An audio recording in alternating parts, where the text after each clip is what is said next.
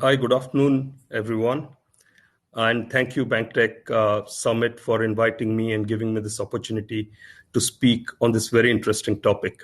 Are video banking and chatbot solutions required for digital transformation? Let me just quickly present my screen and walk you through.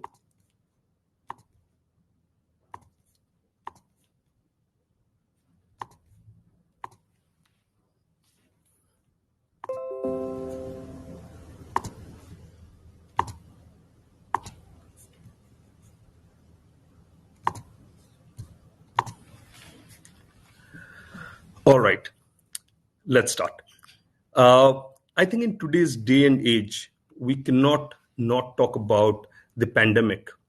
While the pandemic has been a devastating loss, not only in economic terms, but also in the terms of humanity. However, if we look at the silver lining in all of this, we see that the pandemic has truly accelerated the digital transformation.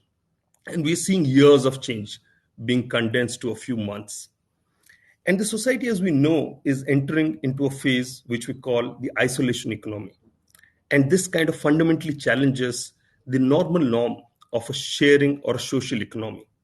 And it changes customers' fundamental behaviors. And we should be ready that some customers might take long to return to physical engagements, and some might not even come back. And yet, the physical branch network remains particularly challenging to shift online. However, I think we should not be tempted to really believe that with digital transformation, with the advent of apps, internet banking, social banking, uh, physical branches are going to go away. In fact, the physical branches are here to stay. But what's the true question is that in what shape, what size, and in what form will the physical branches continue to exist? And how will they be future fit in a post COVID or during COVID world?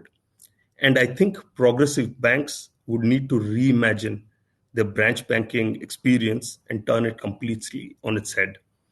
And we think this is where the amalgamation of the physical banking world and the digital banking world to create a truly cohesive phygital bank comes in.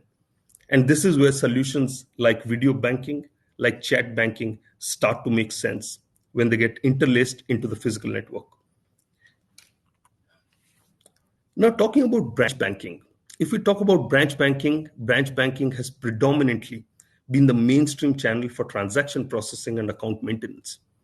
And it comes with its own set of challenges. It comes with a high cost to serve because, obviously, of the infrastructure cost, of the people cost that gets associated to a service.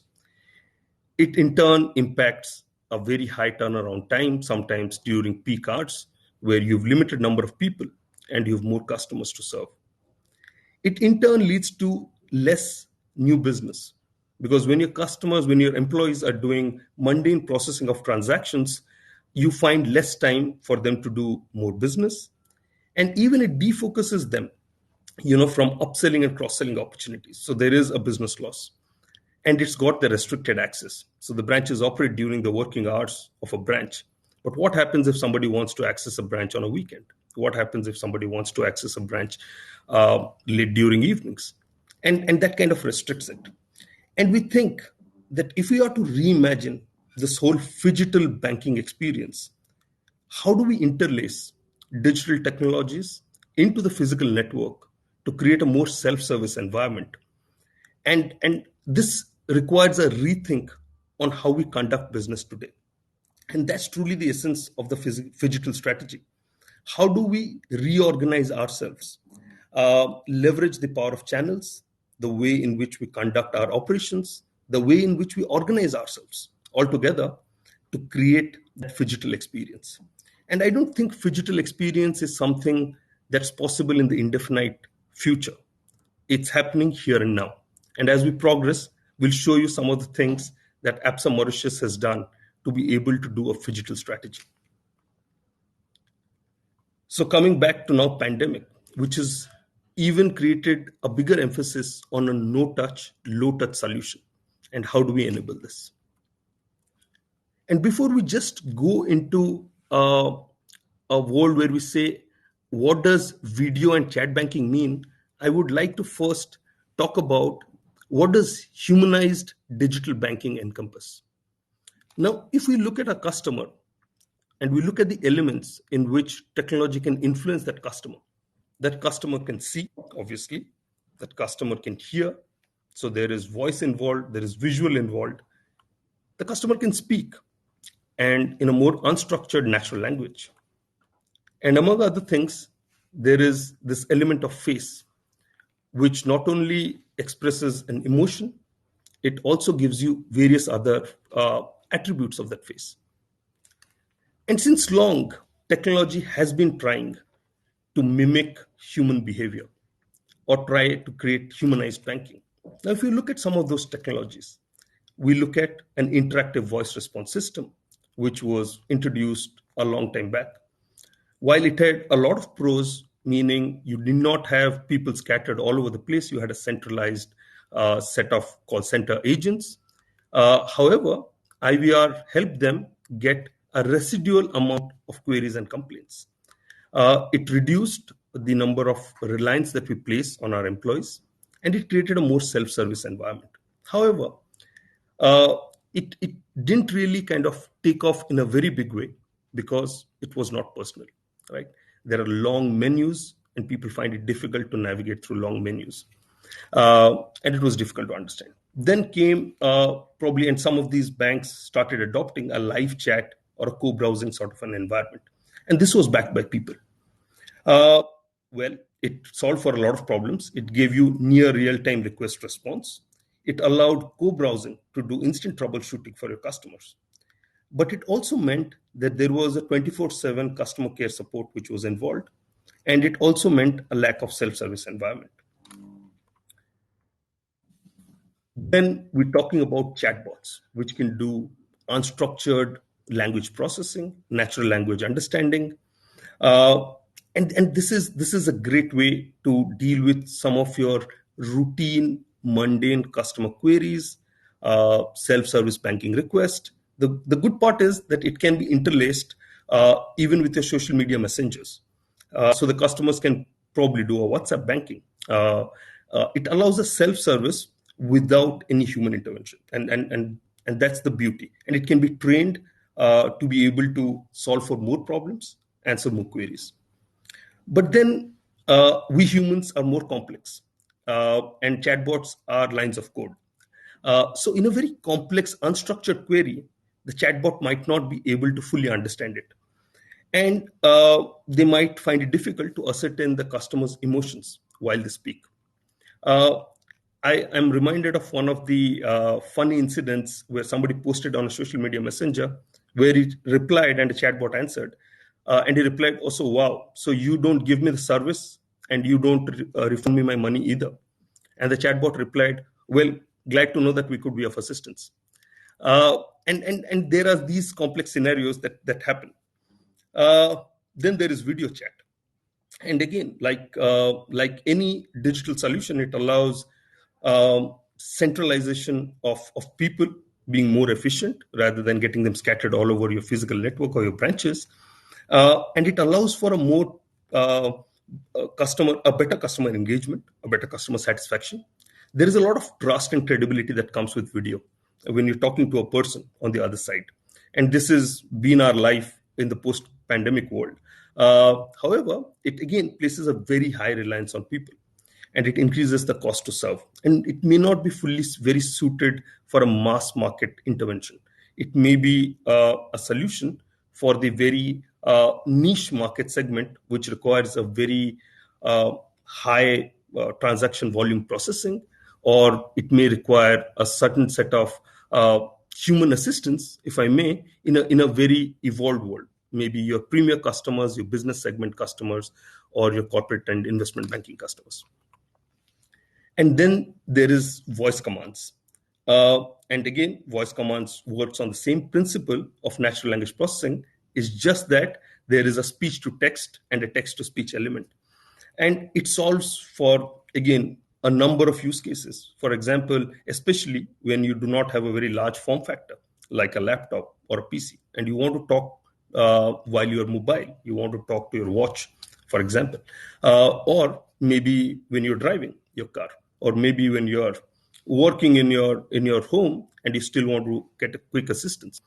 Uh, and again, it works very well, but then it lacks a visual aid, which sometimes for a complex transaction processing, now assume there is the case of opening an account, you would want to ask the customers at least, I don't know, maybe 30, 40 questions. And in that world, it may not be the right suited solution. And then there is this Face ID and liveness detection that today happens, which allows you to do a KYC remotely to solve for the problem of identity remotely. And not only that, it can do check your face attributes such as your age bracket, your ethnicity, your accessories that you're wearing, your likely emotion that you're displaying. While it's not a solution in itself, and neither of these technologies are solutions in itself, but when you combine them and when you can creatively construct a use case, it can solve for a very, very wide range of problems. And this is where we can start to reimagine how our physical networks start to look like. Now, if I say about reimagining branch banking, now assume you've got you can start to build something from scratch as to how your branch looks like. You could probably have a digital receptionist that does your temperature checks, greets your customer, personalizes that greeting, acts as a host to your customer, and even does some amount of self-service or gives you a branch counter ticket. You might look at contactless biometric without any touch. The customer can be identified and can be greeted. You can look at cash recycling ATM that probably requires lesser refill. You're talking about a contactless ATM where you don't need to put a card or probably try and input your PIN. You can look at a LED wall solution that can give you a wide range of information and that can also be touch enabled for the customer to navigate through your banking products and services. We're talking about a customer appointment system, a queue management system, a self-service kiosk, and the list goes on and on and on. While all of this may sound like, is this something that we can do right here, right now? And just to give you an example, last year when the pandemic hit us, at Absa Mauritius, we started rethinking that whether our branch banking experience today is most suited in this climate of change. And we embarked on a project called Project Abbey. The idea was to create a truly personal digital banker without having to, it being just a digital corner of sorts. It was just not an app, and we wanted to go beyond to give the customer a truly personalized experience. And in the process of trying to create this very humanized customer experience or this delightful customer experience, we used and we interlaced a lot of these technologies that I just spoke about in a real world to give it a more humanized banking experience. And let's see how we did it.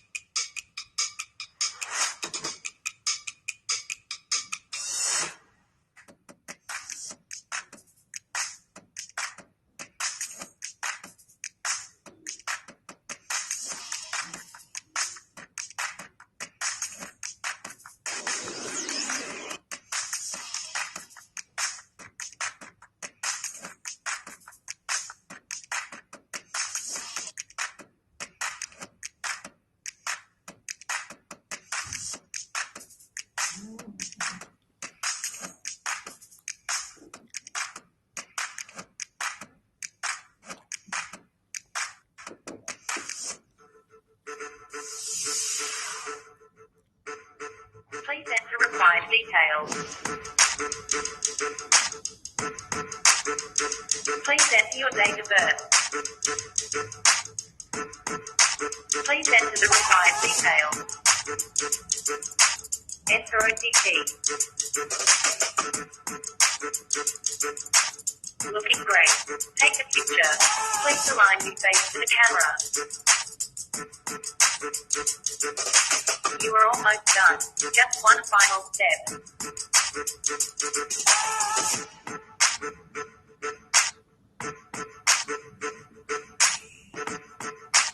Also, you are now registered with Abby. Let's bank.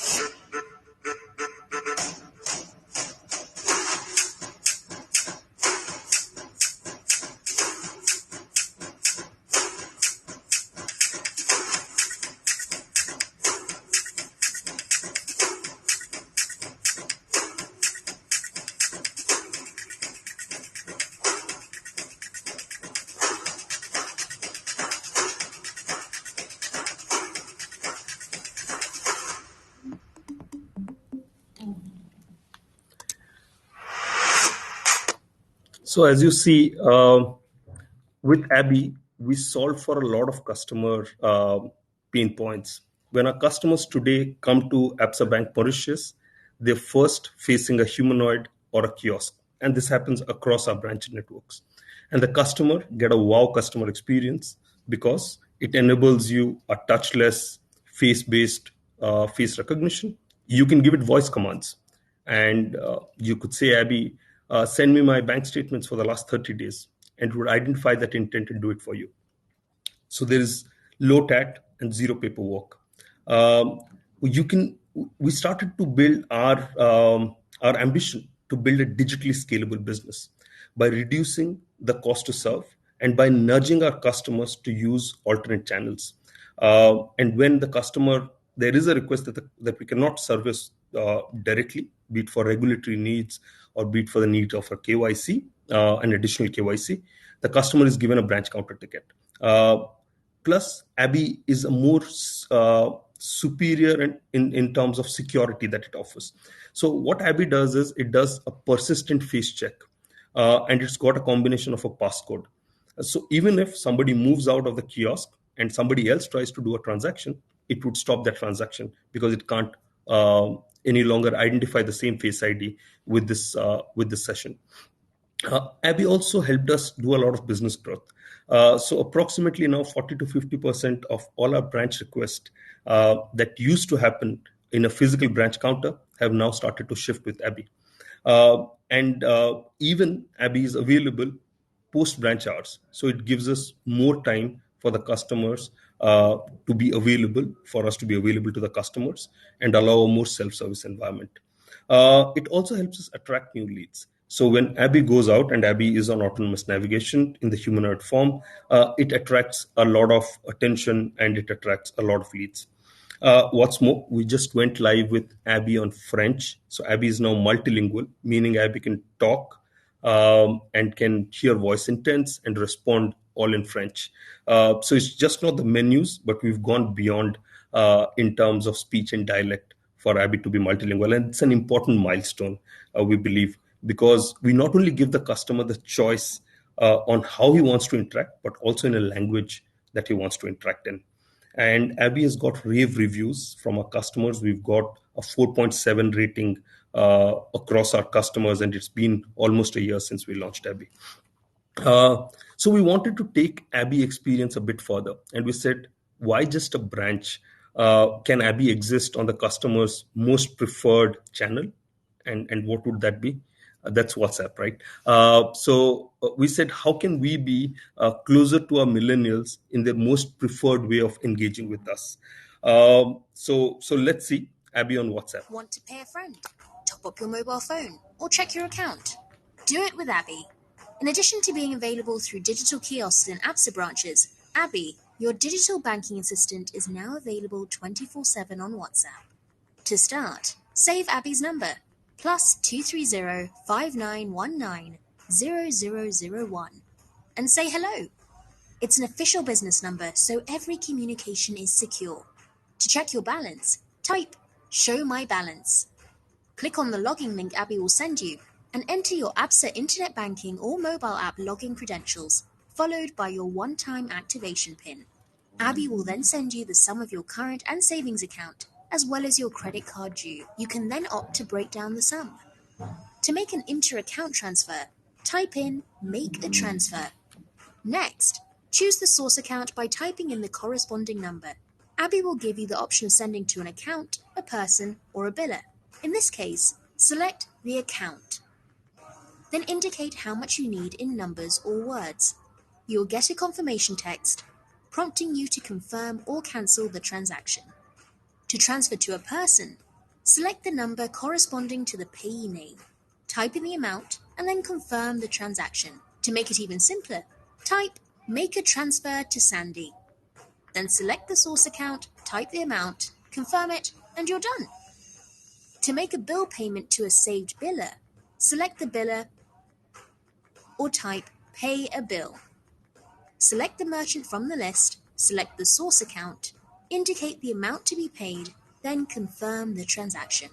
If you'd like to view your recent transactions, type "Show transactions." You will receive a list of your recent transactions, and you can opt to see more of or summarize transactions. You can also view your credit card dues by typing "Show credit card dues." See, that wasn't that hard, was it? Simply add 59190001 to your contacts and experience another unique digital innovation that gets things done. That's Africanacity. That's ABSA. So with Abby in our branches, with Abby on WhatsApp, we thought, why not take Abby a bit further? And for the brevity or paucity of time, I would just probably explain this through rather than a video, which would have been so much more interesting. We've taken Abby to its next step, and we've created today in ABSA Mauritius, any customer, any willing customer can actually onboard any of our business segments, be it retail, be it our offshore accounts, be it business banking, or be it a corporate and international account, all electronically, digitally. sitting right from the comfort of their home or office. And when we did that, we saw that globally, when people join an onboarding funnel, it's only 5% of the people, or at best 10% of the people, who actually exit the funnel. The rest of the people get somewhere stuck in that funnel and finally get dropped. And one of the key reasons why the customers do not complete the journey entirely on their own is that they need assistance. They need information, they need answers to their queries while they're doing it online. And so what we did, we introduced Abby in there. And Abby, based on artificial intelligence, actually detects the page on which the customer is. And should the customer invoke Abby, it would automatically tell you the most likely question that you would have on that page. What's more, we said, let's take it a bit further. In case there is a complex or unstructured query that Abby cannot understand, we do a warm transfer to a human or a human agent who actually then jumps into that conversation and can take over that chat. What's more, our agents can actually go ahead and co-browse with the customer. So they can do troubleshooting instead of saying, okay, what are you seeing on the screen? And the customer is finding it hard to explain. You can actually see the screen on live real-time basis, and you can actually go ahead and fill the form on customer's behalf should you give it the permission.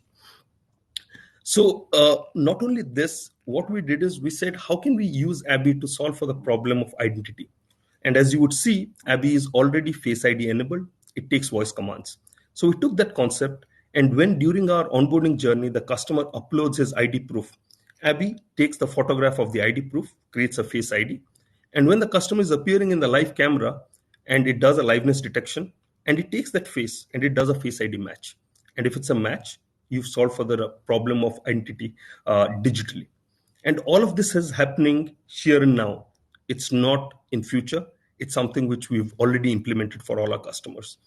And we've recently launched something called Abby Apps DG account, and we're seeing massive interests from our customers doing their digital KYC entirely.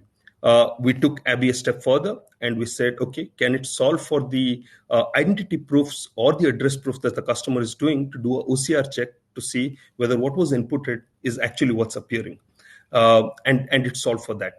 So essentially, not only do we provide customers assistance throughout the journey, we allow for remote KYC, plus we do KYC in a manner where there is very less rejection ratio at the end. And all of this makes for a more efficient, operationally efficient, a more customer experience, delightful customer experience oriented process. Want to pay a friend? So in essence, I think I would want to summarize this session by saying, if we want to go phygital in the true sense of the word, we should be looking at some of the few key strategies that we can take to transform that experience. And those 5 strategies, according to me, would be first, small is beautiful. Start reimagining your physical networks. Probably try and move away, given that you would have less and less meaningful footfalls in your branches in a COVID era and in a post-COVID era, where there would have been fundamental changes. You might want to relook at that branch strategy. And you might want to say, okay, can I put in a kiosk, probably doing, or a digital branch with a large variety of activities, banking activities or services that can be conducted entirely digitally. And probably have a few humans who can act as orchestrators of those digital solutions rather than as mundane transaction processing people. The second is, how can, and this is where we need to get the balance right. How do we create a phygital experience? And a phygital experience, mind you, is not equal to digital experience. By the very nature that the phygital experience is an extension of the physical network. So it needs to embrace and mimic a lot of humanized behavior. Now, taking the example of Abby, we didn't just put face recognition for the sake of it. When you go into a branch in a more traditional branch banking setup, my RM automatically recognizes me, says, "Hi Sandeep, how can I help you today?" Right? And when you stand in front of Abby, Abby does the same thing with the face recognition. It already identifies you and it says the same thing. "Hi Sandeep, how can I help you today?" So it actually mimics a human behavior. Similarly, when customers are in branches, they would want to talk rather than tap through a list of menus, right? So Abby was introduced with voice commands. and the customer could give a very unstructured free text kind of a query. Abby would understand the intent and would self-service that customer. Similarly, people like to chit chat. They like to do small talk, and Abby is powered with small talk. So you can go ahead and ask Abby actually, how's your day going so far, or what do you love doing, and it would answer. Uh, this the second element is the third element is actually that the paper is the enemy of a digital transformation, and paper must go. And I know while it sounds like a tedious task, but if you start looking at very paper-heavy processes, for example, let's say payments, for example, let's say doing transfers, and just start there and start to re-engineer that process across your customer touch points to say how can we start eliminating paper, because there's the moment there's paper, there's movement of paper, you attract slowness, you attract higher tax, higher cost to serve, and so on and so forth. So trim it down to its bare minimum. The fourth, obviously, and I think it was spoken extensively in the first session, which is data is gold. And as banks, we sit on a landmine, on a gold mine of data, actually. But how do we interlace that data to make our customer experiences more hyper personalized, to make it more contextual, to identify more naturally cross-sell behaviors? And this is where machine learning, artificial intelligence can actually be used to harness that power of data, and that data is gold. Sending in a personalized recommendation can go a long way in customer satisfaction and customer experience. And again, it talks to how do you create that humanized, personalized attention and service for that customer.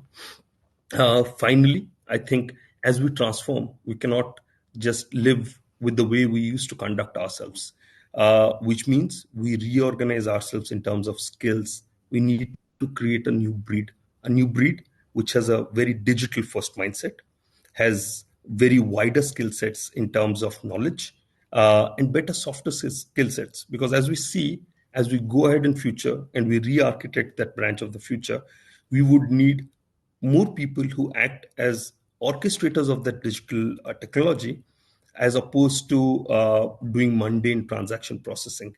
And it calls for a completely new mind shift or a mindset change. So finally, I would want to end by saying that the right amalgamation of the physical and digital world can create a truly cohesive hybrid. And I think that's the need of the hour. I think transformation of physical banks into a phygital one, with a humanized digital experience, may no longer just be a matter of choice, but a matter of survival. Thank you.